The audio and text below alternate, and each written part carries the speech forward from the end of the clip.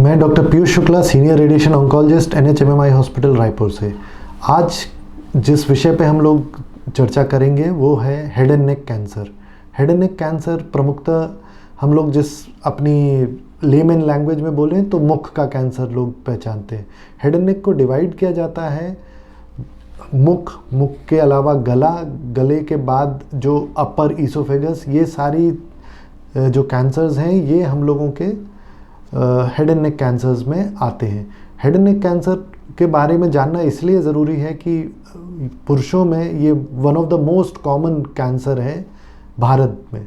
Bharat versus West अगर हम लोग वेस्टर्न कंट्रीज़ में अगर हम लोग कंपैरिजन करते हैं तो वेस्ट में 4 से 5% ही cancer head and neck cancers रहते हैं, जबकि भारत में 1/3 लगभग 30% cancer head and neck cancers में आते हैं। हेड एंड नेक कैंसर्स का जो प्रमुख कारण बनता है वो एक तो टबैको एंड अल्कोहल, जिनको हम लोग या तो स्मोक के फॉर्म में या स्मोकलेस फॉर्म में, जैसे हम लोग खैनी, गुटखा, इन सब में भी टबैको या और उससे मिले हुए जो तत्व रहते हैं उसके कारण ये कैंसर उत्पन्न होता है।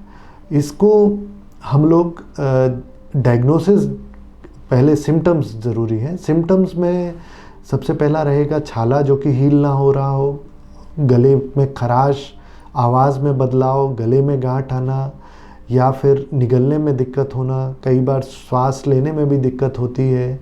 इसके अलावा गाल में सूजन, मुख का कम खुलना, मुख में लाली आना, ये सारे जो सिम्टम्स एंड साइंस रहते हैं ये आपको हेड एंड नेक कैंसर्स के तरफ दर्शाते हैं। इसमें अब जो ट्रीटमेंट पार्ट की बात आई, ट्रीटमेंट पार्ट रहेगा जैसे 3 तरह से ट्रीटमेंट होता है: surgery, radiotherapy and chemotherapy, depending on the stage of the tumour. अगर अर्ली ट्यूमर है, मान लीजिए जीभ का, गाल का अगर अर्ली ट्यूमर है, पोस्ट स्कैन हम लोगों ने देख लिया कि गांठ नहीं है, तो सर्जरी, इसका सबसे मेन ट्रीटमेंट सर्जरी रहेगा। सर्जरी की रिपोर्ट पे आधारित आगे क्या इलाज होना है, ये जो हिस्टोपैथ रिपोर्ट आती है उस पर हम लोग डिसाइड करते हैं कि इस पे आगे हम लोगों को रेडियोथेरेपी देना है या साथ में कीमोथेरेपी को भी ऐड करना है। अगर बीमारी बहुत ज़्यादा बढ़ी हुई है या जैसे फेरिंग्स में अपना जो पीछे की गले की दीवार बोली जाती है वो फेरिंग्स रीजन कहलाती है, उस जगह की सर्जरी होना बहुत मुश्किल है, वो बहुत ही मॉर्बिड सर्जरी है। ऐसे केसेस में जो अपफ्रंट ट्रीटमेंट है, वॉइस बॉक्स जैसे कि जो वोकल कॉर्ड, इन सब में जो पहला ट्रीटमेंट है दैट इज़ रेडियोथेरेपी। रेडियोथेरेपी जो है वो हम लोग कई पद्धतियों से दे सकते हैं, जैसे IMRT, IGRT, जिसमें हम लोग जो नॉर्मल टिश्यू है उसको बहुत बचाव कर सकते हैं, जिससे आगे आने वाले जो दुष्प्रभाव हैं रेडिएशन के वो नहीं होते।